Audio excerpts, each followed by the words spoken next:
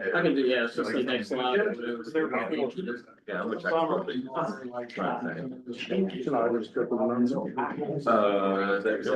enjoy it. Yeah, but we have lots of good information. We're gonna have. I mean, we used to. Yeah, that was gonna go to the next. Yeah,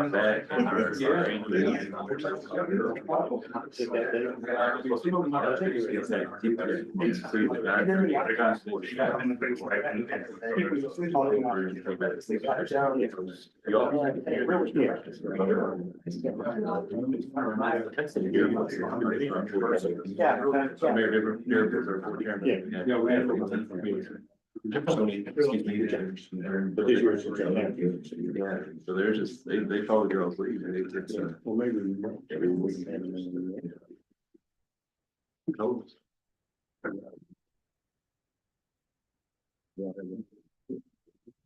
Who's gonna, do we have an alternate?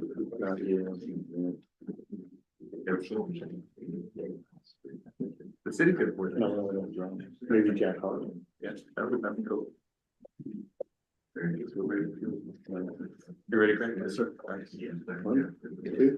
Great, go for it. Good afternoon. I'd like to call this meeting in order. This is a regularly scheduled meeting of the Transportation and Technical Coordinating Committee. My name is Matt Meunier with the city of Jeffersontown. Andy, would you please call the roll? Yes, sir. Who do we have from Bullitt County? Keith? Anybody from the city of Charlestown? City of Jeffersontown? Here. City of Jeffersonville? Mount Washington? New Albany? Larry Summers is here. Shepherdsville? See anybody? St. Matthews? Ian Stratman. Ian? Clark County? Ryan Dixon. Brian? Lloyd County?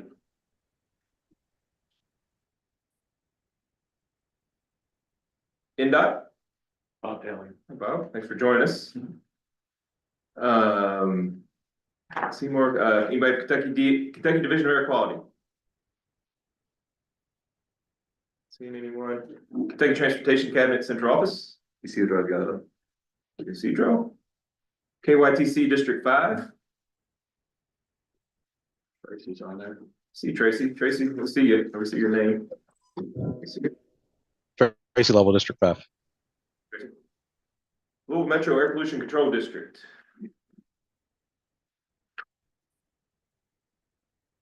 How about Louisville Metro Economic Development? Like King City would be a little bit late this afternoon. Same for Public Works, Jennifer Kern's not here or online quite yet. Bradley Coombs is here from HCD. Anybody from the Airport Authority? Here's one, the Riverport Authority. Hello. There we go. Oldham County. Jim Sullivan. Hey, Jim, thanks for joining us. You want? Anybody from Port of Indiana? Park Accessibility Advisory Council. It's Ally on the line. No, she said she wanted to be. Okay. Town of Clarksville, Mike Huff. Mike. And Tark. Hi, gotcha. Who did I miss? We've got Anna from Oldham County. Anna, thank you for joining us. Did I miss anybody? Arthur's here. Yeah, thank you for joining us, Arthur. Got Keenan from St. Matthews. Thank you all for joining us today. And as a reminder to the people on the phone or on the call, during our and we have but just 2 action items today. Please do turn on your cameras during the votes, please. Thank you very much. Thank you, Andy. Next item on the agenda is the October TTC meeting minutes. Everyone should have received this in their packets. I would ask if there's any correction or addition. Seeing none, I would entertain a motion for approval of the minutes. So moved. Got a motion? Is there a second? Second. You got a second? Any further discussion? All those in favor signify by saying aye or raise your hand. Aye. Opposed, like sign. Motion carries. Thank you. Next item on the agenda is the Transportation Policy Committee report. Andy? Yes, sir. The TPC met on Thursday, October 24th. The agenda on that meeting was quite similar to our meeting last month. The unique thing for that meeting was it was a Zoom only meeting. So it was it was a quick meeting, relatively quick meeting. We kept the pace up and we probably were done in a good, 45 minutes. So a little bit quicker than usual. Couple of items of note that were follow-ups from the TTCC meeting last month. Mick presented the Coordinated Human Service Transportation Plan that you all recommended for approval last month. The TBC certainly approved that as well, so that was good to complete. And thank you, Mick, for getting that done for us. Brady discussed some of our phase shifts and in the end of year funding wrap up. That was good, and we had a couple projects that needed to make some moves there, so we got updated on that. And then that administrative modification policy projects that we had a project that kind of found a loophole. And so we made that admin mod policy was formalized and approved by the TPC. Other than that, it was a series of updates from KIP to staff, all of which were important, but those were similar updates that we gave to you guys last month. So that concludes that report. Thank you, Andy. Is there any questions for Andy? The next item on the agenda is a public comment period. This is an opportunity for anybody to address this committee, both in person or I guess or on Zoom. So, Greg, do we have anybody? No, I did not receive any comments prior to the meeting and I don't see anything in the Q&A. Thumbs up, we'll bring it up in another business. Thank you. Next item on the agenda is the Trimark update. Andy? Yes, sir. So today we have the distinct privilege of having Mr. Vince Robinson come in and talk to us and give this committee an update about what's going on down at Trimark and some ITS chat. So Vince isn't shy, so I hope we have lots of questions for Vince when he's done and put him on the spot all day. Appreciate y'all having me today. And I'm going to share my desktop here.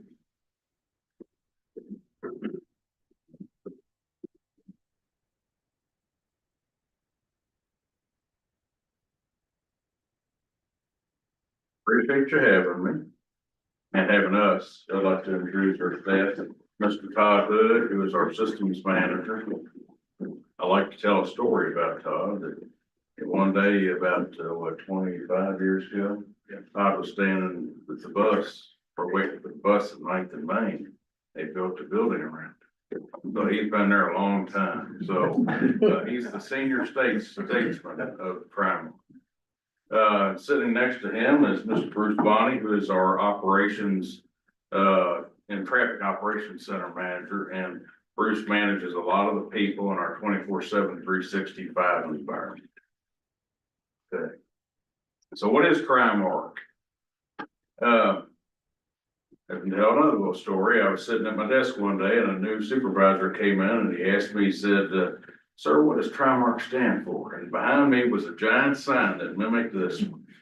And I said, are you teasing with me? He said, no. I said, well, it's traffic response and incident management assisting the river cities.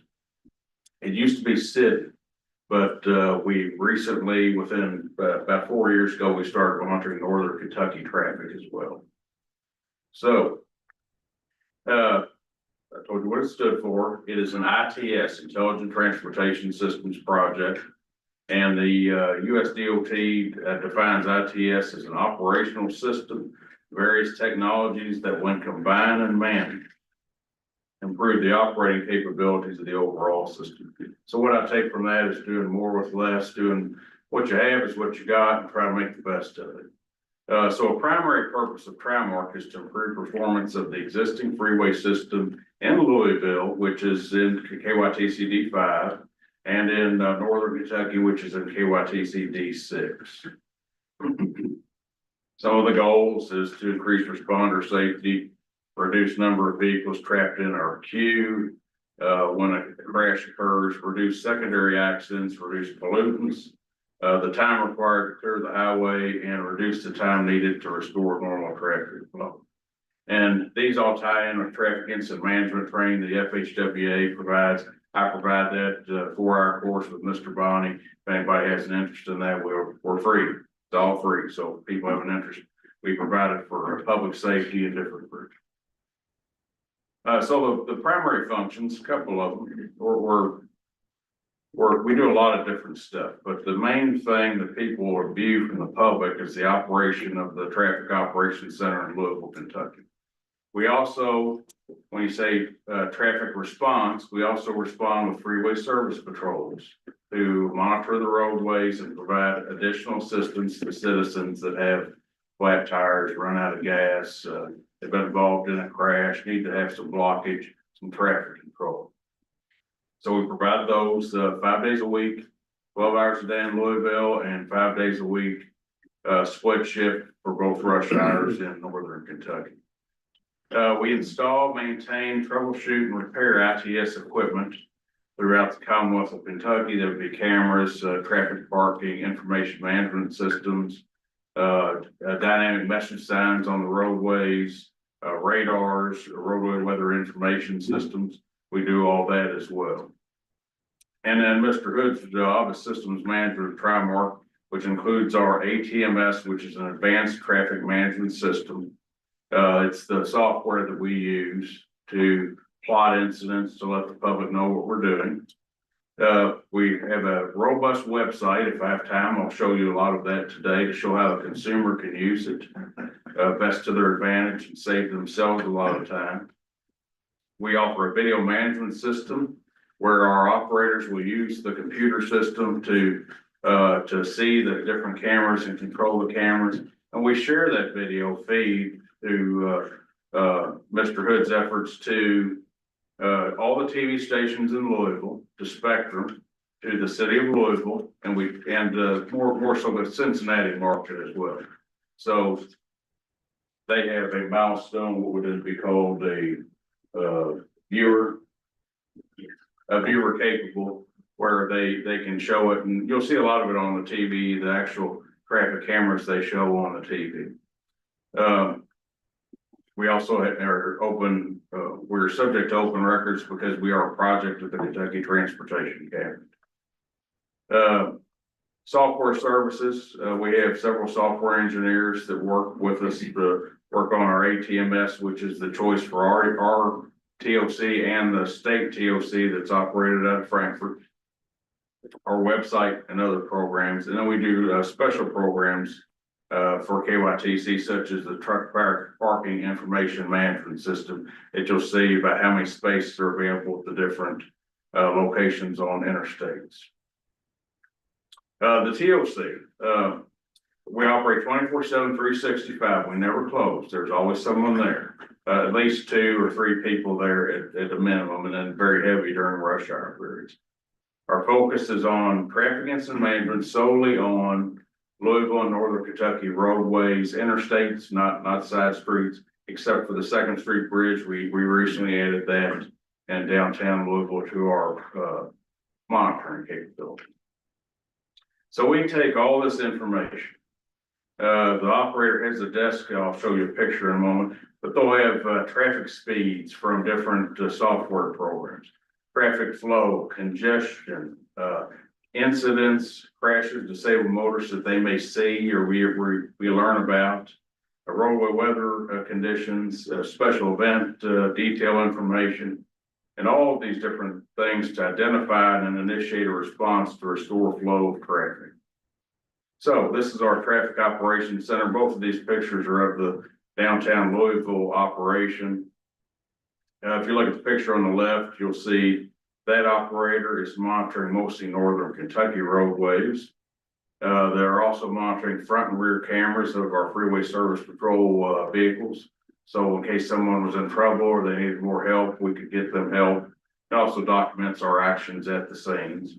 And as you move down, we're monitoring D5 on towards the right.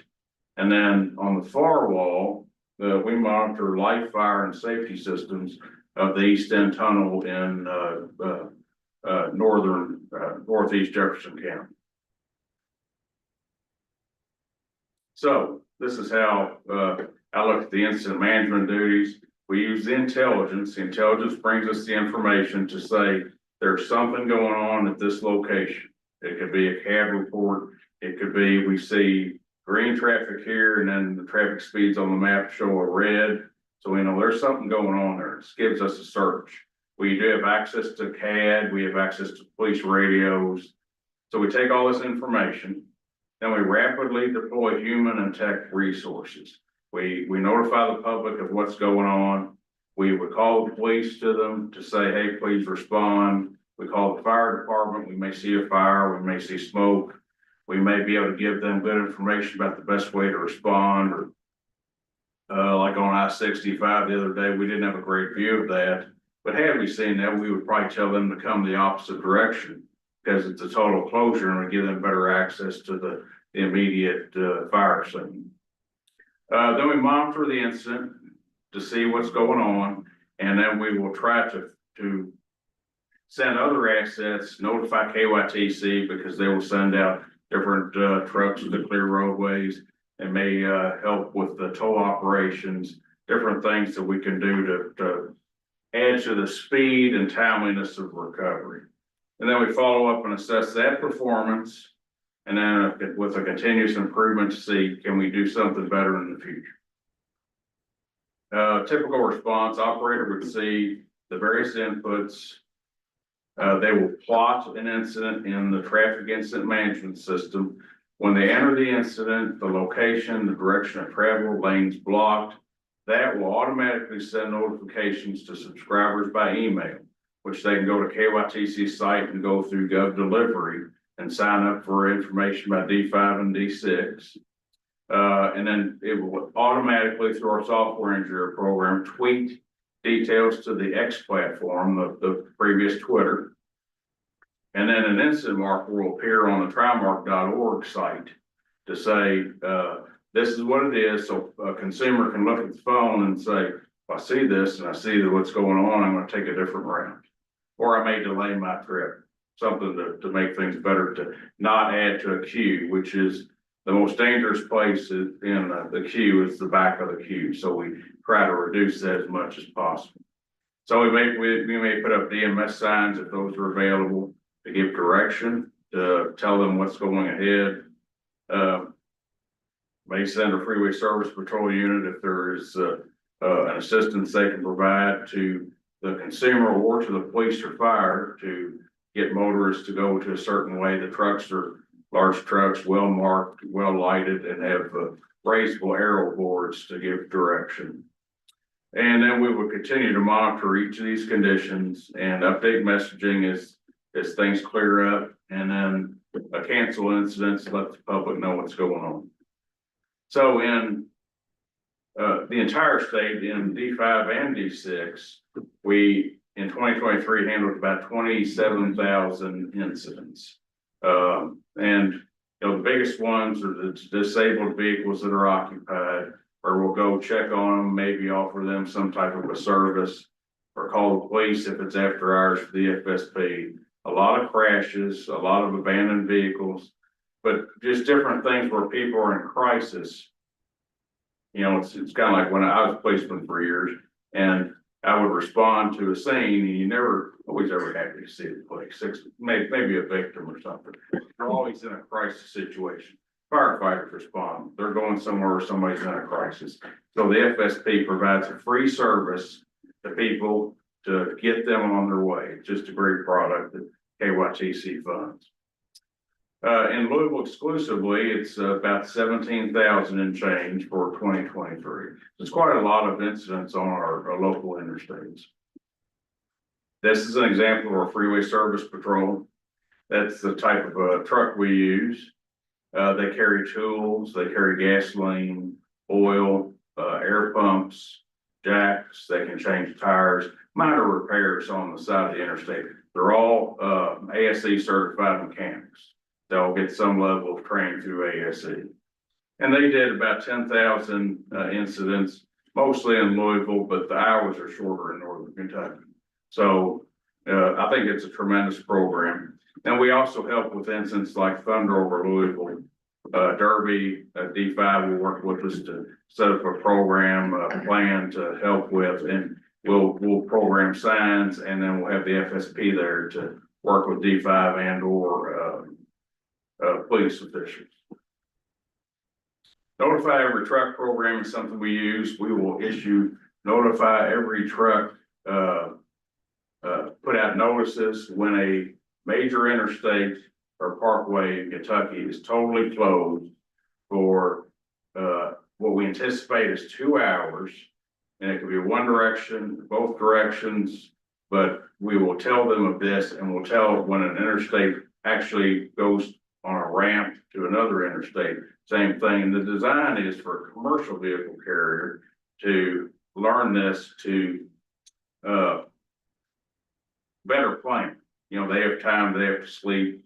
They may take advantage of that because there's a major incident on 65. You know, they may not have a better option at the time. We do it for Thunder over Louisville, but different places across the entire state of Kentucky that gives them a better way to plan. So we'll put that out. They know what has occurred, and then we'll put out a cancellation so they know now is a good time to go through the roadway. Reduces the queue, so there's less pressure on public safety officials to clear the queue out. And we issued 181 of those in 2023, and essentially every district in the 12 KYTC districts except for District 12 received net alerts. I don't want to spend much time on this, but this is some of our statewide maintenance and repair and installation of ITS equipment. We have over 250 CCTVs now. 91 of the roadway signs we maintain, 40 roadway weather information systems, multiple comm huts, and then now the truck parking information system sites as well. We facilitate a quarterly KYTC D5 freeway incident management meeting, which focuses on total closures of interstates of over an hour. And the purpose of this meeting is to bring all the different team players together so that we can discuss, is there a better way to get things done faster, more efficiently, to open the roadways, the normal traffic, to reduce queues, and make it safe for everybody. And it's quite a cast of characters that we bring into this. We've got the leadership from KYTC at 5, the state central office, the state TOC comes in, Office of Highway Safety, our TRIMAR personnel, law enforcement. Generally, LMPD has most of them because Jefferson County is a big part of D5. Fire officials, MSD, towing operators, air pollution control, the KIPTA folks, the PIOs for KYTC, and sometimes academics, and try to get everybody in the room so everybody can get to know each other and can call each other for different assistance when it's go time and there's a big incident. We've also worked on major ITS projects. Ohio River Bridges project for ITS design through implementation. We're working on ORX 69 project in Western Kentucky. Smart Signs is an ITS design our software engineers worked on to give warnings on traffic ahead, automate messaging to people based on traffic cues in the future. So they take the traffic segment data and like up some of the traffic construction we've had in northern Kentucky. A sign may be 3 miles out. And they may say the sign may automatically populate slow traffic in 2 miles, or it may populate, the next sign may populate stop traffic in 1 mile, trying to avoid secondary crashes or rear end crashes based on people having to stop, giving them a heads up. Brent Spence Bridge project, that's new. We're involved in that. TPIMS designed through its implementation. Sherman Minton Bridge rehab, we have some ITS involved in that, designed through implementation. The video system I spoke of, interstate camera upgrade project, and we have different microsites we create for people, such as, give an example of the old Harris Creek Fire Department, which now anchors Middletown. We gave a website specifically to them where they just open their site, and it has all the cameras, the views in their area of responsibility. And we'd be glad to do that for other agencies. We've done it for several, but would be glad to do it for others. And this is our website. If you'll bear with me, I'm just going to give you a quick tour. We don't have an app, but we do have what I consider an in-house built robust website. So if somebody was gonna travel from, I live out in past Simpsonville, so if I'm gonna travel in the morning. Well, there wouldn't be any traffic, I'm trying to give this. Here are some of the different, filters that you can add on here. If there was a traffic obstruction, the roadway turns kind of an orangish yellow and then to a red. There's northern Kentucky, and there's no traffic in northern Kentucky. You see a little bit up in Cincinnati. But if I were to see a red, block in D5 on I-64, say at, nearing, Hurstburn Lane or Blankenbaker, well, I would likely reroute my route to go downtown to the Gene Snyder to go to I-71, or maybe go around the other side to I-65 to reduce crashes. So with this, we'll show all the construction incidents. This is a disabled vehicle occupied. You can click on these and it will bring up your camera views. If a person so has that interest. It'll be a little slow with the connectivity here. They can see what there's a car on the roadway right there. And then you can also click on cameras and it will bring up any camera view you want. You have multiples. If you have an interest in the traffic over by Glenview Hills, you can look at that. And it's just to me, it's very user friendly. And then you can click on signs and you can see what the sign messages are. Sometimes there may be a time message that a roadway is closed until 3 p.m.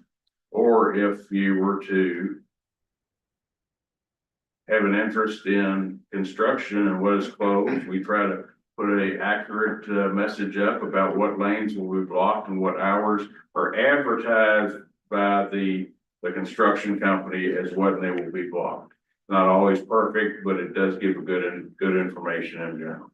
And you can choose from Northern Kentucky or Louisville, whichever you have the interest in, and choose the same type filters.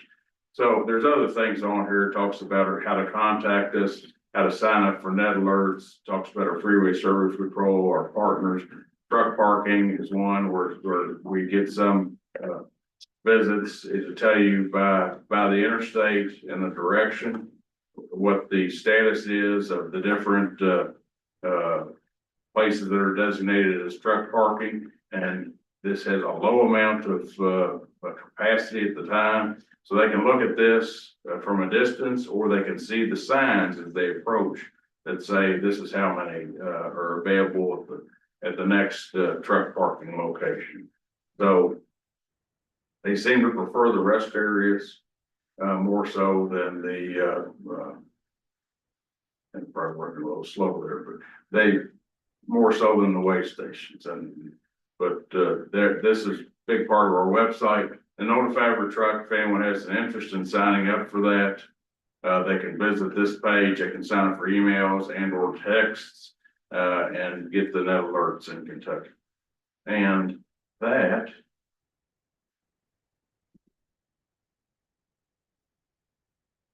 I no longer sharing, or am I sharing? Yes.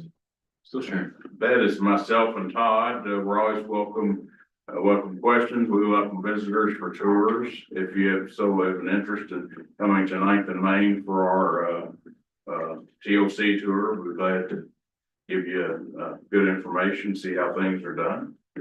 Have any questions to anyone? I've got one. In terms of like capital projects or improvements that Trimark would like to see for y'all's, next 10 or 15 years, what do you think are the highest priorities that Trimark as an agency?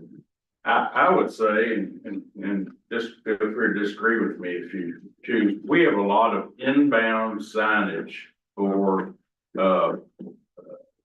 dynamic message signs for traffic. We have them inbound on I-65, on I-64, on I-71, have some on I-71 outbound because of the Ohio River Bridges project. We have some of the roadway signs, the off the interstate signs downtown, again, from the Ohio River Bridges project. But if you were going outbound on 64 beyond Spaghetti Junction, that's where the off-road ones, we call them ADMSs, arterial DMSs. Well, beyond that, we have nothing. The only over the roadway sign on I-64 East is at 22nd Street. So we don't have a lot of messaging that we can do to people outbound from downtown. Well, downtown till Midway, I'm guessing. Midway, Kentucky is the next eastbound sign. That is a big one. So and I-65, we signed to I-65 by portable DMS that we have on the side of the road at about Arthur Street. And so we have a lot of incidents. You could have something big right past the I-264, and we'd like to be able to tell people, hey, you need to go take a different route, go I-264, but we don't have that. They're very costly. We have actually had a project where we rebuilt internal with the structure was fine.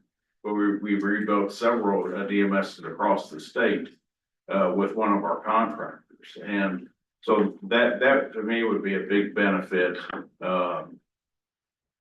That and another thing is that I do want to mention about the signs. We have not been immune to metal theft.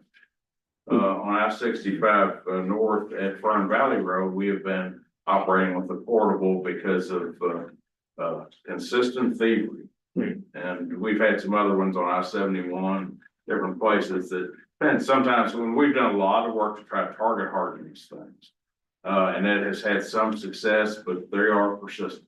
Okay. But that and anything else you could think of, guys, that I think, from an ITS perspective, total system perspective, I think we need to work toward, 265 and Dixie Highway.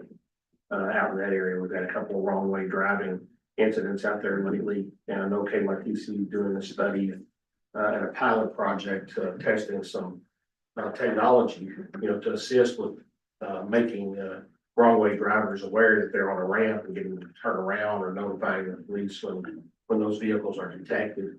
But really out around Dixie Highway, 265, Greenbelt Highway, out in that area, we don't have any existing assets out there. To keep an eye on things with cameras or to communicate, to the public. So I think that's one area where we could kind of beef up the system a little bit. And I have a question. Does this interface anyway with some of the mobile apps like Google Maps and Waze to try to guide motorists to as far as traffic and accidents? well, our Google Map is actually one of the tools we use for traffic speeds and whatnot to see whether their stuff matches our stuff. And we use HERE data. HERE data is purchased by the state, and that actually will feed through our website. And it's the same type. It's crowdsourced data from telephones and whatnot to show the traffic speed.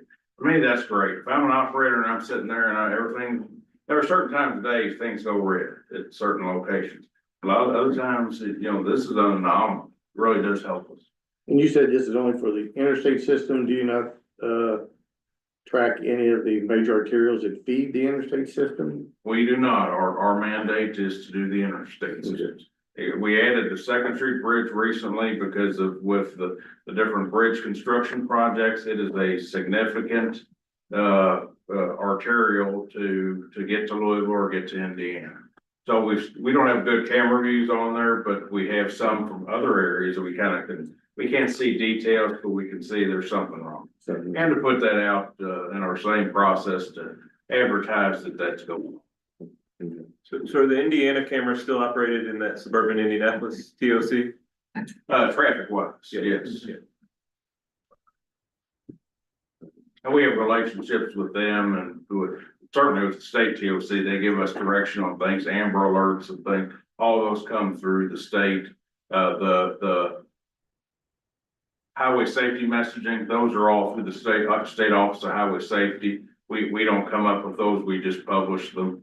In different, Tennessee on occasion, that's more rare. We're routinely dealing with ODOT because of our approach to Cincinnati.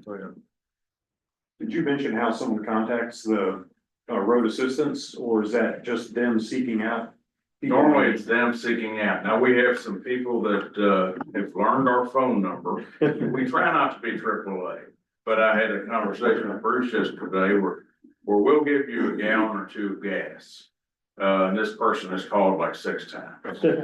So, it's not built for that, but it's on the Google. If someone wanted to Google it, they could find our TOC number and it just depends on if we have the resource available, but I don't want people to totally depend on it. Thank you, Vince. Is there any other questions for Vince and Trimark? I could also add that, I think Bullitt County is a little underserved from an ITS perspective as well on I-65. You know, there's a lot of traffic, you know, coming into Jefferson County and leaving, you know, through Bullitt County, and we don't have anything between, really Shepherdsville and Brooks until you get to the Snyder. So that area, I think, needs to be, you know, an area of focus in the future for us. Well, thank you all for having us. Thanks, guys. Thank you. Appreciate it. Next item on the agenda is the TCCC Officer Nominating Committee. Andy? Yes, sir. So we made it to the end of the year, so it's time to start considering who our officers for this committee might be next year. And our bylaws say that at this meeting on the second Wednesday of November, that there should be a nominating committee established for the officers that would be elected at our next regular scheduled meeting in January. So our bylaws also say that that committee should be 2 committee members plus our chairperson. And so I guess I would like to reach out and see if there are any volunteers to not necessarily be a chairperson, but to be on this nominating committee to get somebody else to be a chairperson. Jim, thank you very much. Anyone else interested? I think Aida's raising her hand, so Is she? Okay. Jim, Aida, Matt, myself will get together, you know, maybe once, maybe twice over the next few weeks and then reach out to maybe some people that we think should be nominated. So our chairman, he's term limited. He's been our chairman for 2 years. And so our bylaws also say, like that caught Keith a couple years ago, didn't it? Yeah. As long as they're not 6-year terms. Yeah. So no, we got term limits here, unlike some things in Washington. Yeah. So we will have a new chairperson next year. So, thank you, Jim. Thank you, Aida. Thank you, Matt. But this is an action item, so This we is. need to Yes. have a motion, a second of those members to be on this nominating committee. So moved. Got a motion, is there a second? Second. Second, all those in favor signify by saying aye. Aye. Raise your hand, opposed, like sign. Motion carries. Thank you, Andy. Thank you. Next item on the agenda is the annual listing of obligated projects. Chris?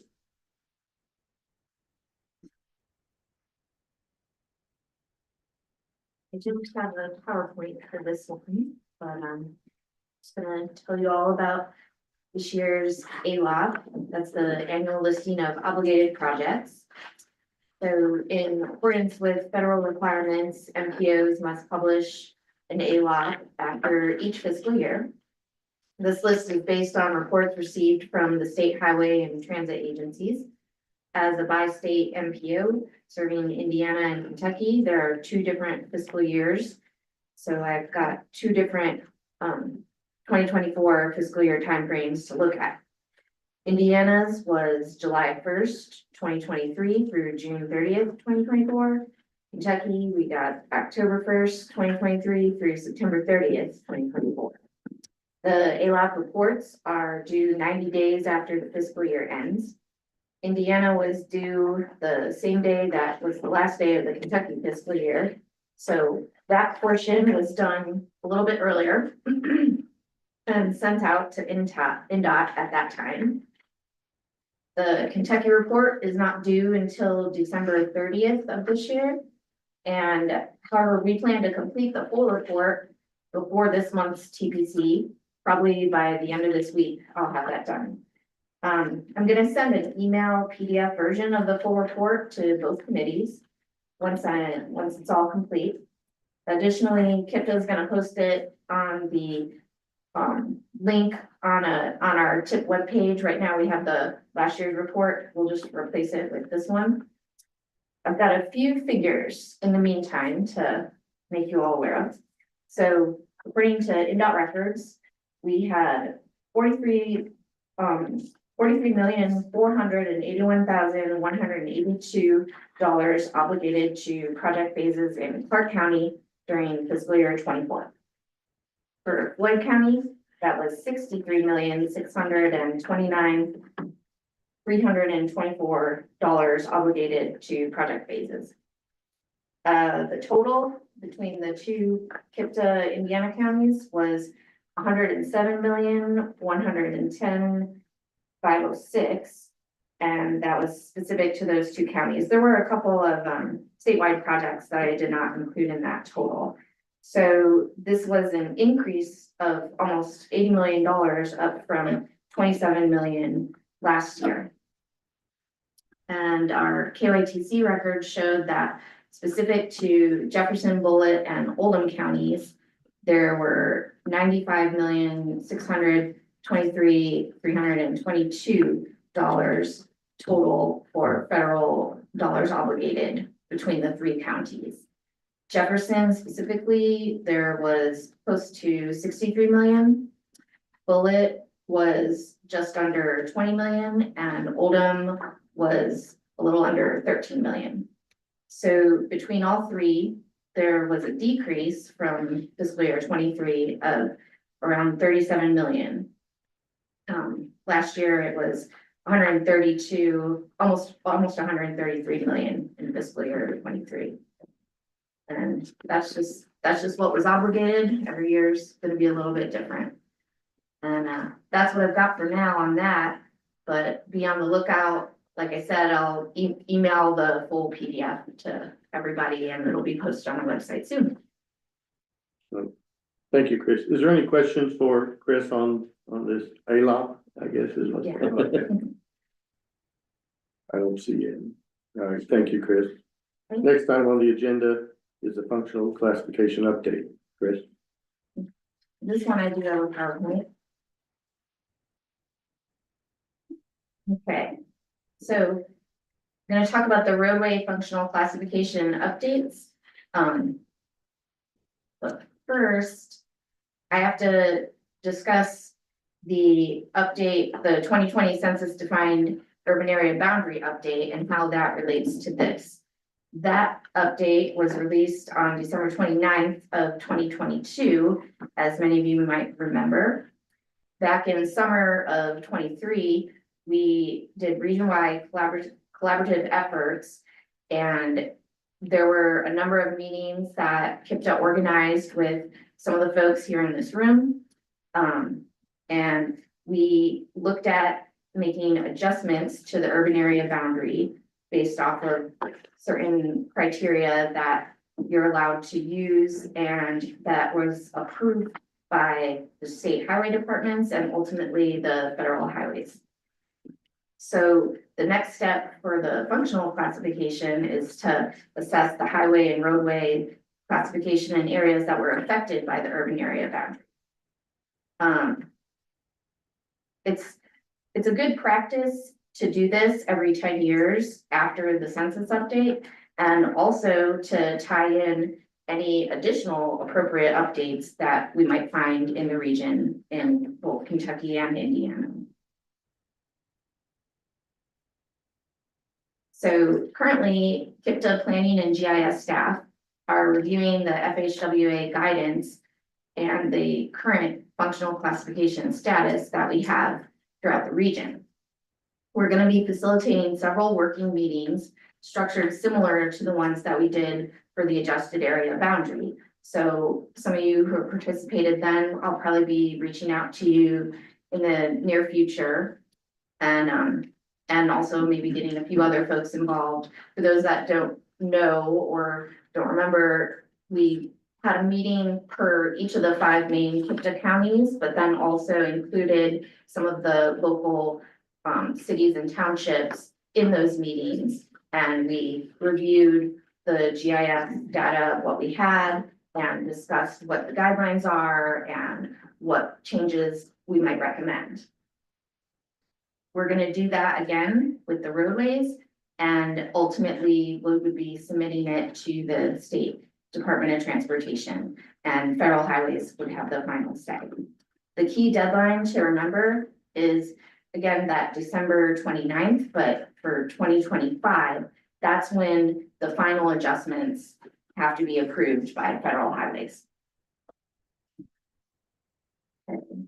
Just gonna go over a couple of key concepts, but we'll dive into more of these details in the future. So urban versus rural.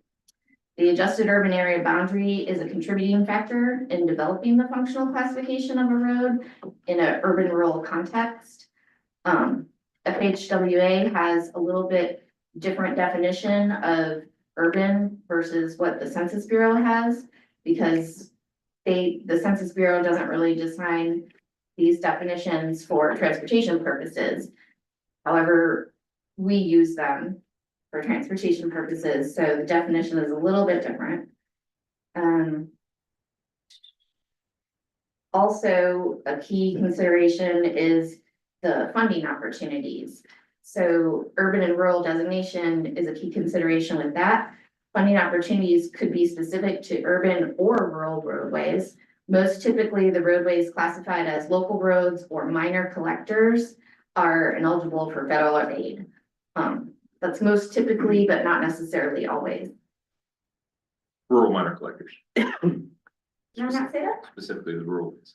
Oh, excuse me. Okay, so the types of classifications, we have a total of 14, but they're based on 7 categories. So for each of these 7, it could be rural or urban. We've got the interstates, other freeways and expressways, other principal arterials, minor arterials, major collectors, minor collectors, and again, the local roads. There's very specific criteria and considerations that are taken into account when making these designations. And hopefully at these meetings, in the future, we'll dive more into the weeds of what that criteria is. One of the most important concepts, though, is access versus mobility.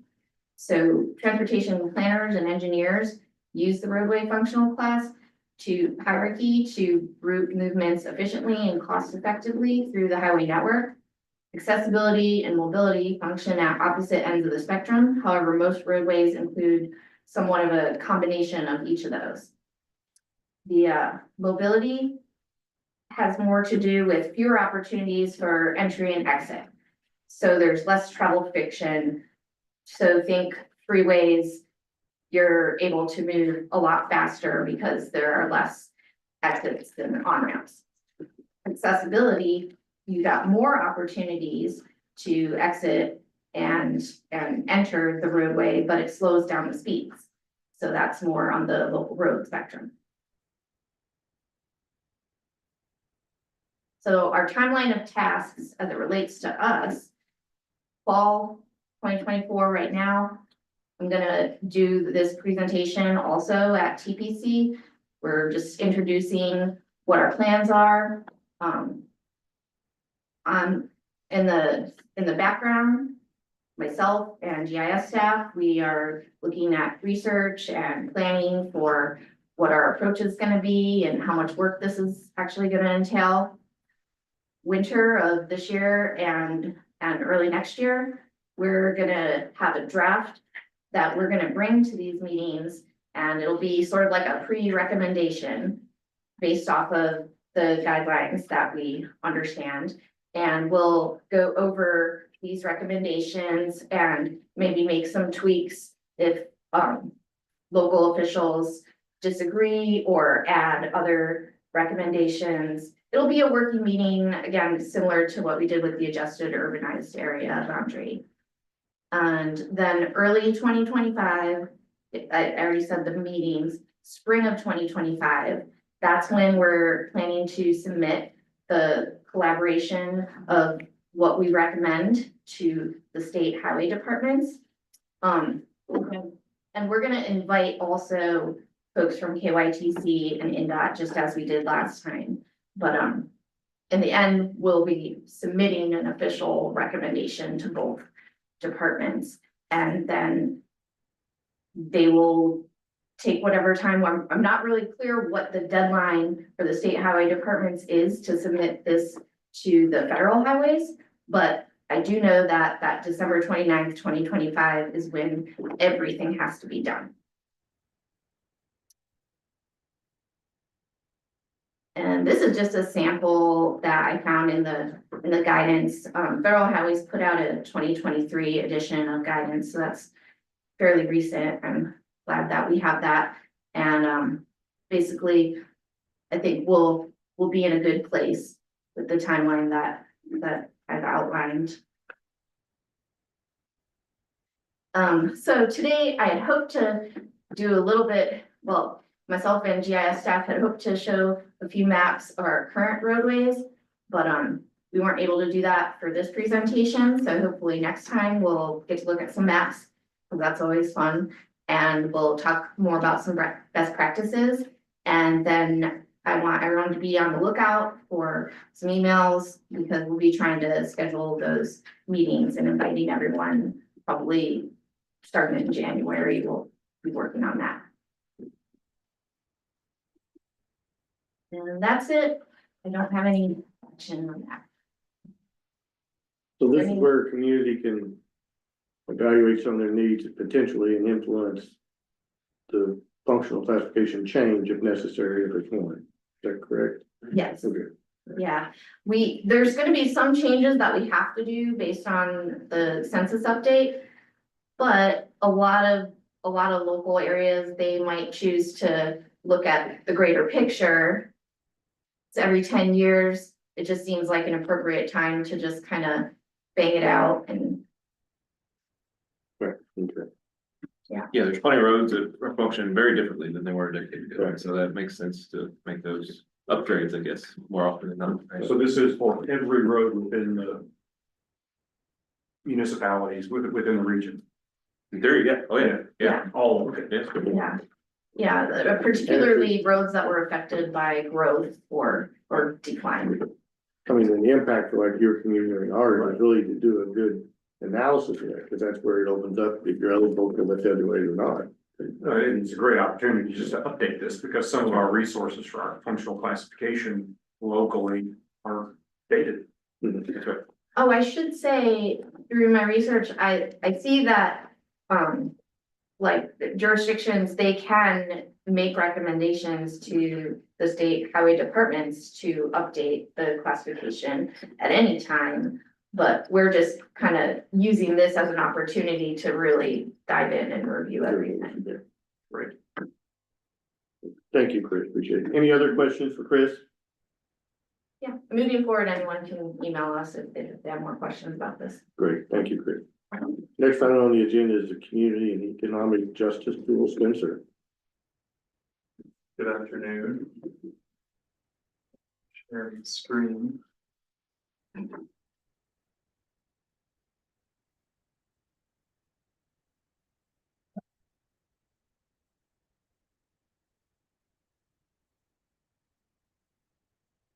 Alrighty. I'm gonna show you guys the Community and Economic Justice Screening Tool. I know some people have already used this or seen this. I think I showed you, Matt, not too long ago, a couple weeks ago. So what is the Climate and Economic Justice Screening Tool? From Executive Order 14008 on tackling the climate crisis at home and abroad. President Biden directed the White House Council on Environmental Quality to develop a geospatial mapping tool to identify disadvantaged communities that face burdens. The tool has an interactive map and uses data sets that are indicators of burdens. Was released as part of the Justice 40 initiative. I'll go ahead and show you all the tool. So here is kind of where the link, if you look it up, where it takes you right to explore the map. Shows you this big overview of the whole United States. I'll zoom into our area and you'll see that there are these blue highlighted areas.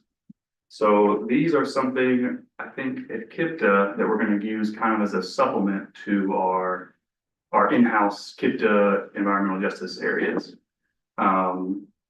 This tool is used a lot now for applying for grants. That's kind of why we've been showing this off. It's a really good tool too. It's fully automated. I know in the SEDS division, they're using it for their SED plan. We just switched it to that from our our in-house EJ areas, but I think here in the NPO, we'll use both. We'll use the old ones kind of for continuity, kind of to compare like, what do our EJ areas look like, and what does this tool kind of show? A lot of them are similar. One of the key differences is this tool does not take into account race at all in the identifying of the disadvantaged areas, whereas our EJ areas do. But this tool takes into account a bunch of other things. Ours only showed low income or minority, and this one shows these 8 different. It shows 8 different kind of like big categories of things that make an area an economically disadvantaged area. And then inside each of those, there are all these sub kind of categories. So for example, I think this census tract, that's another difference too, or actually similarity. We used to use census block groups, then we switched to tracts. This also uses census tracts as well. I think census tracts are better. They're easier to compare between 2 decennial census years because blockers change. Tracts can be broken apart, but you can always put them back together into their old tracts. Anyways, so this J-Town census tract right here, it says it is a disadvantaged area because it is low income. So if it's above that 65th percentile nationwide, this is always compared to the whole United States. And this says that it is higher than the nationwide average for lack of indoor plumbing. So that's what makes this one a disadvantaged area. But you can also look at all the other things like, you know, expected population loss rate. It's high, but it's not above the United States, or it's not above the 90th percentile. So, you know, they said that wasn't one of the reasons. Let's choose like one. Let's go downtown. You know, this one says it is a disadvantaged area because low life expectancy. So the average life expectancy is worse than the national average, or it's above that 90th percentile. Pollution, transportation, and all of them have to, like, if it's not low income, it won't show up. So it has to be and low income like every time. So there are probably some, like, let's go here. You know, there it is, that popped up right there. Proximity to risk management facilities. But it's not low income, so it doesn't show up. Like I said, this is a really useful tool for getting to see a lot of different things all in one dashboard, and also because it's being used by a lot of different grant programs. Like, I think this came out in November 2022, and the first thing we used it for was the SS4A grant. So this is kind of how we identified like what parts of our MPO are disadvantaged areas. You know, kind of when you submit the grant application, you know, does your area contain disadvantaged communities? And the answer, of course, is yes, especially when it's really big. But you might have a project that is build a sidewalk like right here. Well, go to this tool. Is the sidewalk inside the disadvantaged area? Yep. You know, I would say as far as projects go, because I think one of the questions we get asked a lot is, what if my project isn't in one of these areas? Will I not get funding for it? And I don't think that's true. I think it really is, you know, what impacts does that project still have on maybe an adjacent census tract that is a disadvantaged community? So you could say, hey, I'm building a trail that connects from, you know, right here in downtown going this way. Well, that, I would say that still has positive impacts for this part of J-Town because it's right next to it. You know, people, all you have to say is, hey, you know, this might not be directly in this community, but this still has a positive and or negative impact because of X, Y, Z. Maybe it has a negative impact because of construction, but it has a positive impact because of adds connectivity.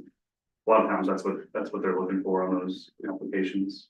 But yeah, you know, there's not a ton for me to show off. Like I said, I mean, you know, I can keep going through kind of some areas, but as you can see, you know, it kind of looks at the big ones are climate change, energy, health, housing, legacy pollution, transportation, water and wastewater, and workforce development.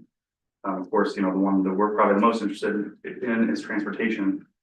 And transportation doesn't have as many subcategories, looks at diesel particulate matter exposure, transportation barriers and proximity to traffic and volume of traffic, and then of course, low income.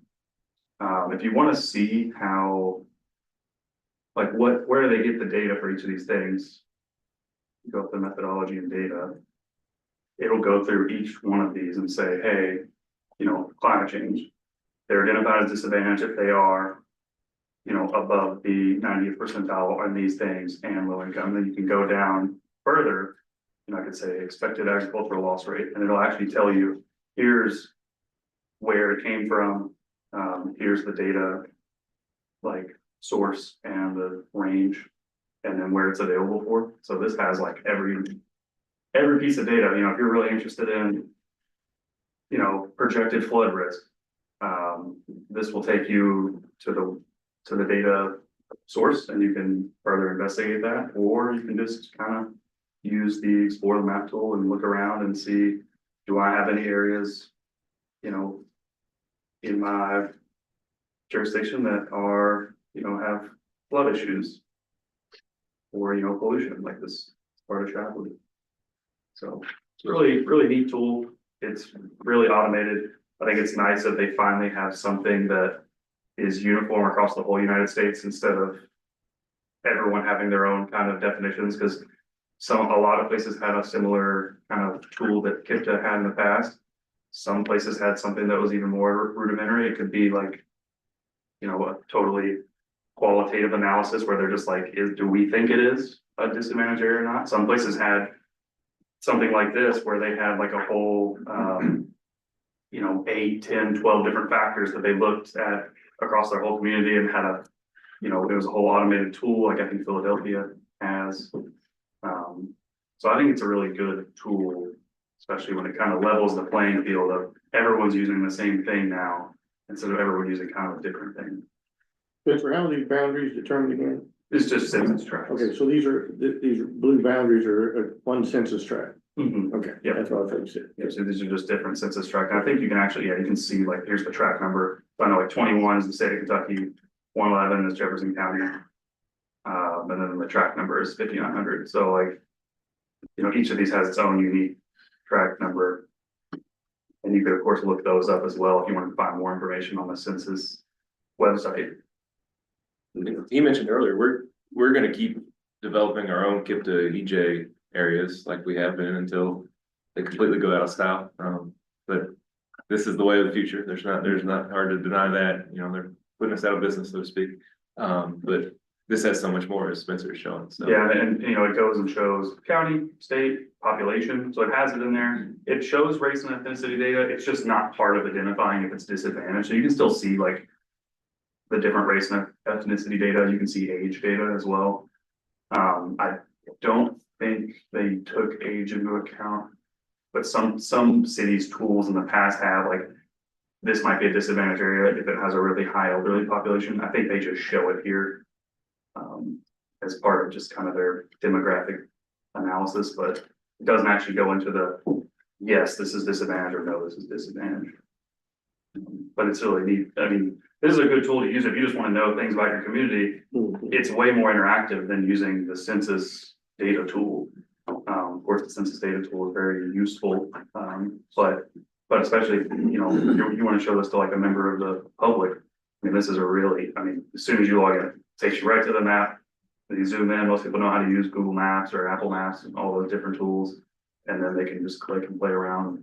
Oh, that's how many people live in my neighborhood. Oh, it's, you know, 6% Asian, it's, you know, mostly 10 to 64, that kind of thing. So I think it's a really neat tool. I don't know, we've been using it a lot more. Does anybody have any questions? Is the data behind this the census data, or is it updated more frequently than that? It depends. So like the population data is census ACS data. But like I'll go to the methodology and data, like some of it's from HUD. Yeah, so there's a lot of census data in here, but you can see like here's the data set. So they actually, a lot of this data hasn't come past 2019. So this would be like the 2019 5-year estimates. Like here's some FEMA data. I know, like I said, there's HUD data in here. And they get it from all different parts of the government, like here's the Department of Energy. So it's a tool that's being used not just by transportation, it's being used by many different branches of the federal government and used for a lot of different grant programs. Like I know I've seen this pop up. Being used to apply for like economic development grants or, housing type grants, things like that. So it's used for more than just transportation. It's just everybody's kind of using one tool now, kind of like joining all their data together in one big thing. That's good. All right. Any other questions for Spencer? Thank you, Spencer. Appreciate it. Next item on the agenda is the congestion management and air quality CMAQ performance plan update. Andy. Yes, sir. We've got a brief presentation. We'll go fairly quick on this. Our CMAQ performance plan that was adopted by KIPTA back in summertime of 2022. It was meant to be a 4-year plan, and so we were requested by NDOT to come up with an update, and so we have, and I'll more on that here in a second. So very good. So what's the CMAQ performance plan? There's the cover of our updated one. It was initially adopted in 2022. All what they call TMAs, transportation management areas, large MPO areas, if you will, that have air quality concerns that are either what they say is non-attainment of one of the air quality standards or is maintenance, is required to have one of these. And it was first required for us in that 2022 period. It's a 4-year performance period, so it's meant to last to 2026. And what's unique about the measures in here, as compared to some of the ones you hear us talk about with our other performance measures, is that the federally required performance measures, that is that these targets are specific to the urbanized areas, as opposed to some statewide target that NDOT or KYTC creates. And then the MPOs can say, hey, we're going to follow your targets. This one has to be developed at the local or at the urban areas. Next slide, please. So the CMAQ performance plan is prescribed what it has in it in terms of the measures that are monitored and targeted, I guess you could say. And so I'll go over these real briefly.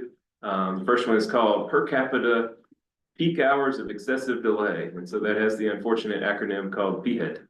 And that's not what I call it, that's what everybody calls it. PHED is meant to be an estimate of every man, woman, and child's time they spend in excessive delay, excessive traffic over the course of a year. Okay, so the Louisville or the KIPTA regional PHED target in that top right chart was to keep that number under 10. That is, we should, each one of us, we hope that we do not spend 10 hours in excessive delay traffic. There's a lot more to that, obviously. We don't make the rules, but we have to report on these rules. The data, you might ask, where do you get this data? The data comes from a nationwide platform that Aaron Maselli's he got some of this data for us called RIDIS. It's kind of like they do some of the research like the Kentucky Transportation Cabinet or the LTAP group up in Purdue does. I think RIDIS is out of Maryland, if I'm not mistaken. Second one is called non-single occupancy vehicle travel. So that's a monitoring of how do people get to work? What mode of travel do they get to work?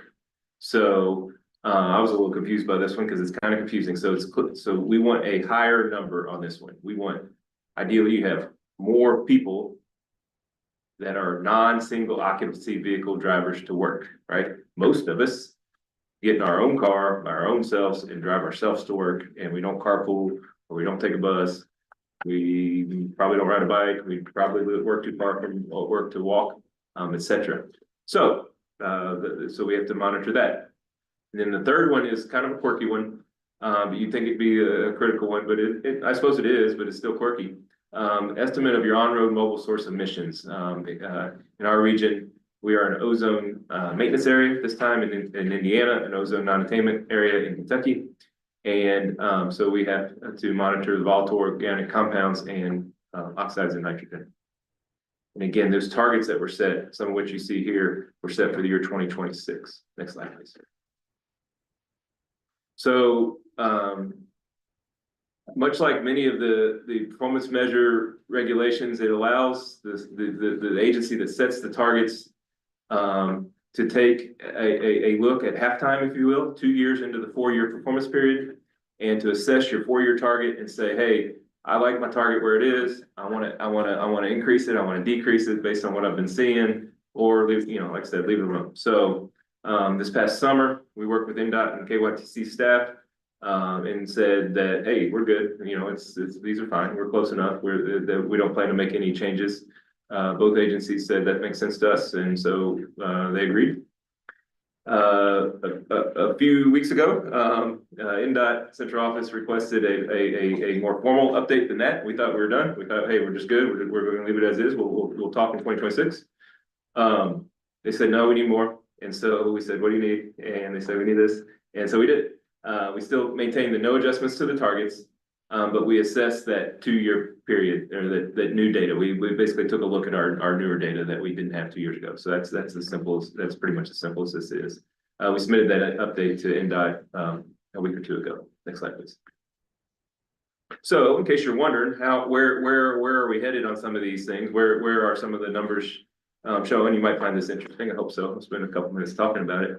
On that peak hours of excessive delay metric, you can see on the screen, the graph on the screen, you can kind of see where we've been over the last close to a decade now. Remember when we set these targets, it was 2022, and some of the data that was available or newest at that time had a lot of uncertainty. We didn't know, that was right when people were working from home a lot, and we didn't know what sort of bounce back we should expect on traffic. I think most of us would agree that there was a time period there where we didn't have much congestion in this region. It went down for a little while, at least, for sure it did. It's back now, mostly, and the data seem to show that. Most notably, you'll see 2023 on that graph. You'll see it's substantially higher than that 2022 number, and about as high as we've seen it, at least going back to about 2018. We set the target at 10 hours of excessive delay per person per capita, and at least we're not above 10. So that's the P head, status of the P head. So next slide, please. Next one is that non-SOV travel. Remember, higher number is good. You can see the blue dots. That was kind of the historic stable, if you will, pretty stable numbers. What's that? Hovering around the 17% of people take non-SOV travel to work. And so again, we set that target in 2022, or excuse me, we set it in 2022.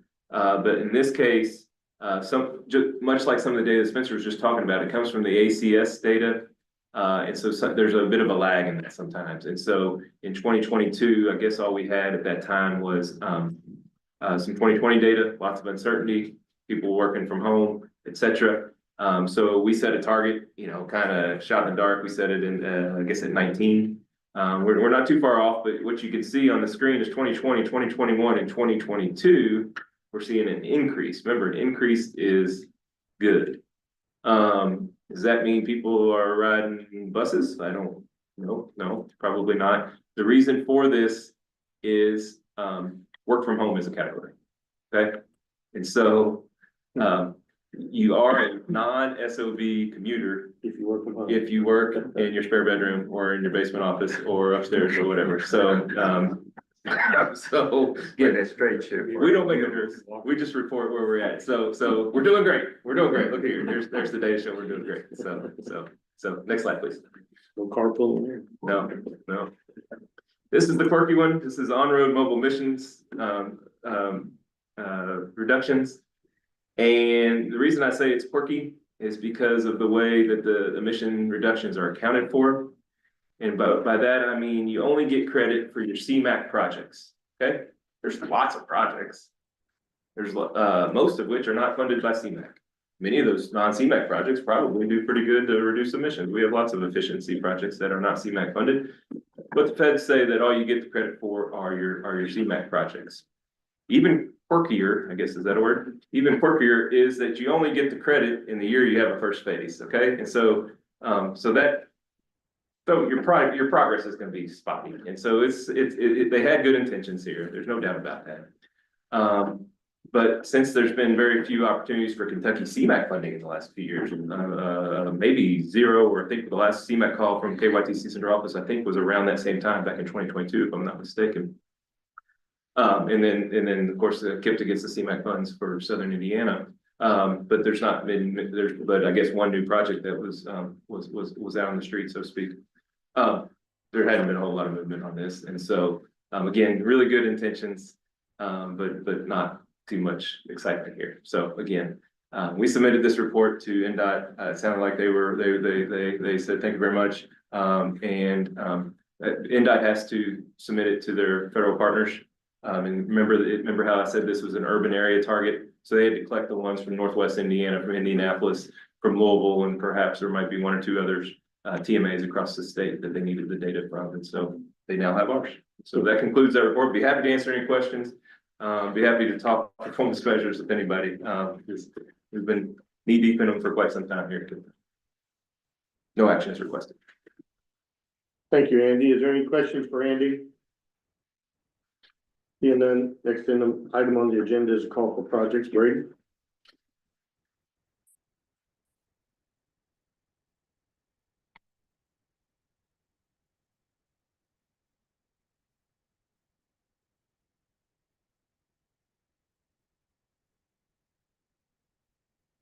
Project's application period ended October 31st. So we had 3 months of application period being opened, and that has recently closed. So we're now entering here in the month of November, where we are vetting the applications, making sure everything is correct with the project sponsors and maps are correct and all that information, and preparing all that information to be able to be processed by the TTCC working group, as well as the public and the public comment period that we're going to have, that we'll talk about here in a minute. So, said, reached this November stage in the process for the call project. We have scheduled TTCC working group meetings to discuss the project submissions. The first meeting will be on December 9th.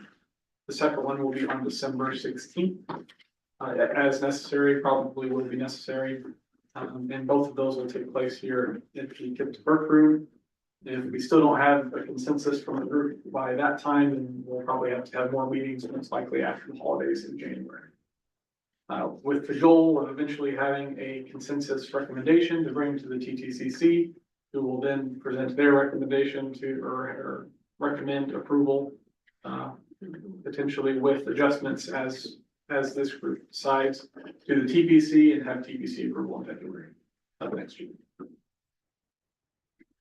And just a little summary of the applications that we have received from both states. For the Kentucky side of this call for projects, project sponsors submitted 11 applications for new projects that have not in the past had any MPO dedicated funding, or potentially have not had any funding at all. And they're brand new projects as well. There have been 11 applications totaling a request of over $57 million. There's also 30 applications received for existing MPO dedicated projects.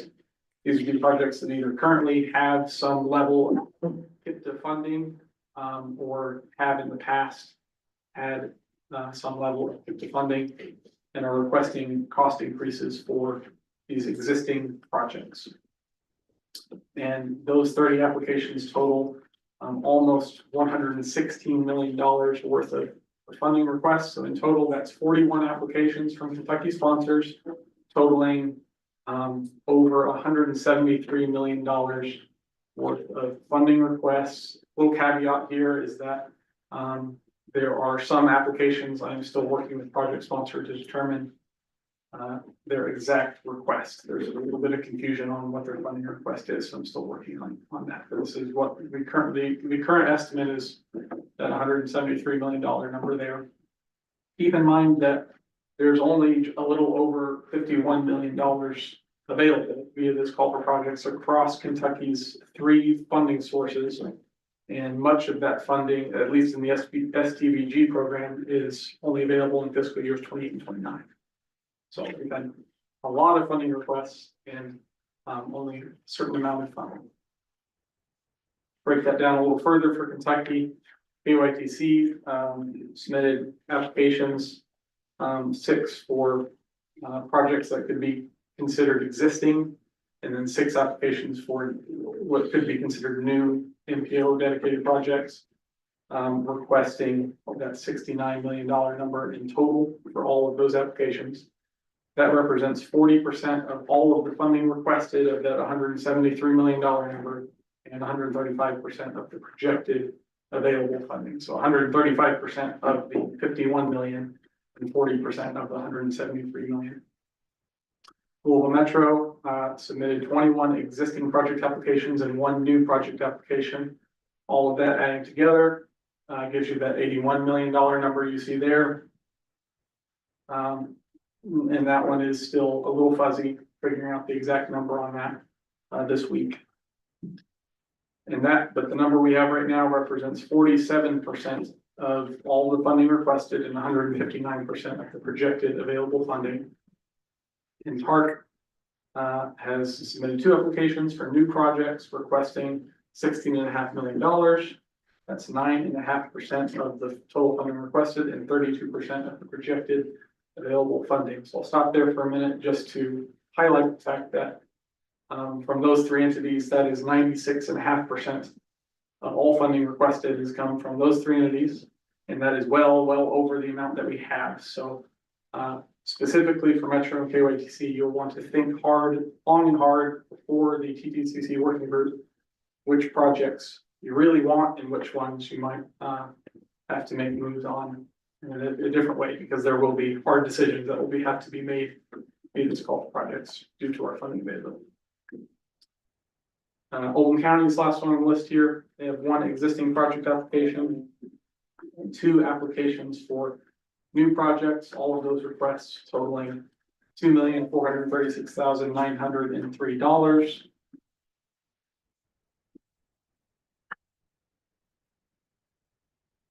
Other applications received, we have 1 application for a planning study from Bullitt County, $200,000 request. Now, Washington has an application not requesting any additional funds, but requesting a funding swap. We have some TA funds that if there are STBG funds available, they would rather have that funding source for an existing project. Jeffersontown has 1 project application totaling their request of the $1.4 million number you see there. And then KIPTA has our Everett Community Counts project that's requesting some additional funds for the years not yet programmed.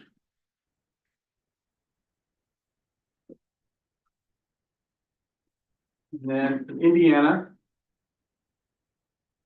we had 6 applications for new projects requesting a total of over $20 million. And 4 applications for existing MPO dedicated projects, cost increases essentially totaling that $2,678,135 number you're seeing there. And so in total, that's about a little over $23.5 million requested for total of 10 applications. We are anticipating having a little over $15 million available in Indiana. So this, while there is more requested than available in Indiana, the gap is not nearly as broad as Kentucky. A little bit of breakdown of these applications in Indiana. We have 2 applications from Clark County for new projects totaling $5.9 million. That's about 25% of the total funding requested, 38% of the projected funding available. Floyd County, 1 existing project application, cost increase, and then 3 new project applications, totaling about $9.5 million, about 40% of total funding requested. Town of Clarksville, 1 existing project application, cost increase for Progress Way. That's about 5.9% of the total funding requested. And then you have the city of New Albany as 1 new project application that they are requesting that $6 million number for as well. A little over a quarter of the total funding requested from city of New Albany. And then the last couple of things for Indiana, there are 2 programs that also received some funding. The Louisville Metro APCD care program, gets some Indiana dollars, and they're just requesting that fiscal year 2030 be extended, as well as the KIPTA, Every Community Counts Right-Share program, also has a little bit of money from Indiana that they're also requesting there. All right, so those are the applications that we've received. In terms of next steps here, emails been sent out to all the project sponsors who submitted more than one application to provide KIPTA with a internal ranking of the projects that they submitted as just one of the many data points in the decision-making process. We've received most of those, still waiting on one more. So that's ongoing right now. Like I said before, KIPTA staff is currently vetting the current applications, making sure everything's correct, and making sure our mapping is correct as well. As part of the process that affects and when all of that is done, when we have all the information correct, then we're able to input all of that information into our MTP scoring system and get scores for all of these projects. And then we are also doing a public comment period before the TTCC working group, so that we have some of those public comments as another data point of information in the decision-making process. Greg, I don't know if you wanted to talk a little bit about that. Yeah, sure. I just mentioned this is something new that we are doing this year. In the past with the development of the TIP, by the time that we do the 30-day public comment for that, the project's already been decided on where the funding's going. So any public feedback that we get on comments, which is typically what we get, they become obsolete at that point. My goal is to try to get the public more involved, obviously, in the beginning of this process. So this allows them to come on, look at all the projects that are being applied for. And as Brady said, there's more projects than money. So the feedback that's coming from these constituents will hopefully be an aid in the decision-making process for the working group. And we're gonna have a comment map, much similar like we do the amendments. I will send all those comments out to the working group. Once that is completed on the 2nd, y'all have about a week to review those ahead of the meeting from that point on. And then we'll put them on the website and that as we go forward too. Thank you. So while the public comment period is happening, we're also going to be having the TCCC working group rank all the projects by the state in the region. So all of these projects, the working group will rank in terms of how they see fit, using all of the summary information provided in the applications. And so we'll be able to have data from the internal project sponsor rankings, the TTCC working group regional rankings, and also have public comments that we'll be able to have all that information together and provide that to the TTCC working group about a week before the first meeting on December 9th. So they'll be able to review that information in preparation for the first meeting. And once again, the goal is to have TBC action on all of these proposed recommendations by February TBC. Just a reminder, this is a screenshot from Project Management Guidebook of the project evaluation process for TTCC working groups. These groups must reach a consensus on any recommendations. However, they do have discretion as a group to make the decisions as they see fit. There's many varieties of factors that go into which project should receive funding, and the Project Management Guidebook provides a list of certain things that should be considered, although they are not the be all end all. They are things that should be considered and will be considered by the group, including several things that I mentioned, including the MTP score, how these projects relate to KIPTA performance targets, history of project sponsors' ability to deliver projects, the amount that a project costs relative to its original project costs, a variety of different factors, and there are more than just this list, but just a little idea of what this working group will be looking at while evaluating all of these projects. And that's all I have right now, unless there are any questions from the group. Thank you, Brady. Is there any questions for Brady on the call for projects? And then we'll move on to other business. Andy? A couple things. Want to recognize a few people we didn't get to say hi to when we took roll. Megan Pittman from Kentucky Transportation Cabinet's Office of Transportation Delivery. Thank you for joining us, Megan. Tanya Higgin from Federal Highways Kentucky. Thank you for joining us, Tanya. Nick Creevy from Floyd County. I think we saw you right as we were going down the list. A couple folks from Louisville Metro. Jennifer Kearns here. Hi, Jennifer. Beth Stuper is here, was here. Hi, Beth. And then Mark Knoll is here. Jennifer, would you like to introduce the group to Mark? Yeah, certainly. So this is Mark's third day here at Metro. So Mark is stepping in. Amanda Deathridge, who left Metro, had historically worked with KIPTA and helped us do things like call for projects and everything that we work on with you all. Mark will be filling that role, and we are very excited. I know Brady and Chris have been incredibly patient with me, and I am excited to have another person here so that maybe you will not have to be quite so patient with us. So Mark, I don't know, do you want to say hi? Hey folks, good afternoon. Yeah, no, thanks for the introduction, Jennifer, and thanks for calling me out, Andy. Much appreciated. Yeah, no, excited to be on board here at Louisville Metro. My background is in urban planning. I previously worked for Louisville Metro from 2012 to 2015. I was out of town for about 8 years, but excited to be back in the bluegrass. Well, welcome back, Mark, and we look forward to seeing you soon and you get to know all the folks on the TTCC and around the region. Looking forward to it. Much appreciated. Great. Couple other announcements.